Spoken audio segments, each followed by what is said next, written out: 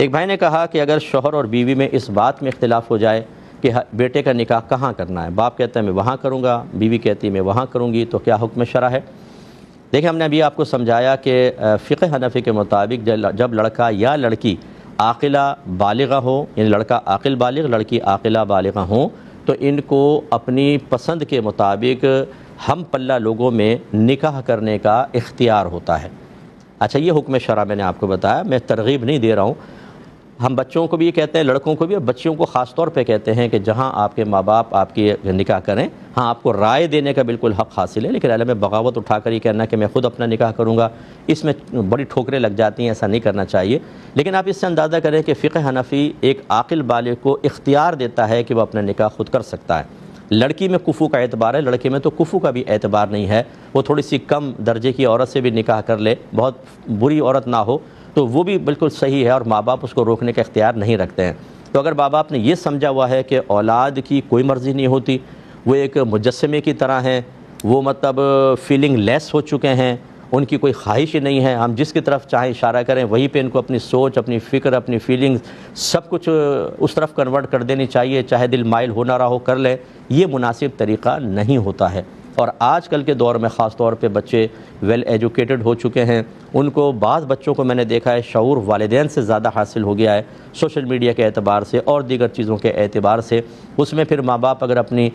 سوچ اور اپنی فکر مسلط کرنے کی کوشش کرتے ہیں تو تضاد پیدا ہوتا ہے، یا تو بچے بغاوت کی طرف چلے جاتے ہیں، ضد کی طرف جاتے ہیں، اور نہیں جاتے تو پھر وہ اپنی ازدواجی زندگی کے اندر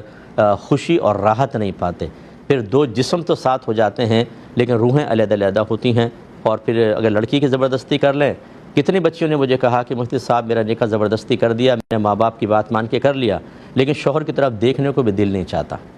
ایسے لڑکے کہتے ہیں اب یہ ضد سے آپ نے کر لیا، وہ ایک مجسمے کی طرح زندگی گزار رہے ہیں، بس کمپرومائزڈ لائف ہے اور کوئی زندگی میں سکون نہیں، مزہ نہیں ہے۔ ایسا نہیں کرنا چاہیے، سوچ سمجھ کے کریں، بچوں کو پہلے راضی کر لیں، اچھی جگہ رشتہ ماں باپ کریں۔ بالکل میں تو اسی کی تائید، میرا خود ارینج میرج ہے، کوئی لو میرج نہیں ہے، میں اسی کی تائید کرتا ہوں۔ اور اگر کوئی ینگ جنریشن یہ سمجھتی ہے ہم بہت پرانے زمانے کے ہو گئے ہیں، پرانے زمانے کے ہمارے بڑے تھے، پھر ہم نے تو یہ جدید دور بھی دیکھا ہے اور بے شمار مسائل میرے پاس آتے ہیں، اور میں اسی دور کا آدمی ہوں، شہر کا آدمی ہوں، پڑھا لکھا آدمی ہوں، تو ہم ان تمام چیزوں کو دیکھتے ہیں۔ تو اس لیے اب یہ بچے جو ہیں وہ تھوڑا سا ایڈوانس ہو گئے ہیں، ماں باپ کو بھی خیال کرنا چاہیے، لیکن اس کا مطلب یہ نہیں ہے کہ ماں باپ کے عدم احترام کو بالکل ایک طرف کر کے کریں کہ میں نکاح کروں گا۔ جو نوجوان خود لو میریجز کی طرف گئے ہیں یا بچیوں نے اس طرح کے قدم اٹھائے ہیں، میرا موبائل بھرا پڑا ہے،